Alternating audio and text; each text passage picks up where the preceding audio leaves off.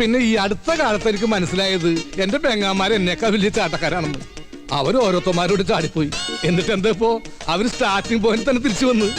Starting പോയി? ആ വീട്ടില് അതാണല്ലോ ഓരോരുത്തരുടെ സ്റ്റാർട്ടിംഗ് പോയിന്റ്. പെങ്ങാമാര് വെറും കൈയോടല്ല വന്നത്.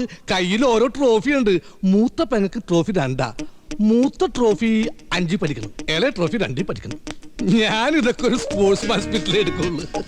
എന്നിട്ടിപ്പോ എന്തായി, അവരെയും കൂടി പോറ്റണമെങ്കിൽ ക്യാൻറ്റീൻ മാത്രം പോരാ, ഇതുപോലുള്ള സൈഡ് ബിസിനസ് എന്തെങ്കിലും ചെയ്തേ പറ്റൂ. അങ്ങനെ നല്ലൊരു ജമ്പർ ആയിരുന്നു ഞാൻ. അമ്മുമ്മയുടെ ജമ്പർ പോലെ ആയി.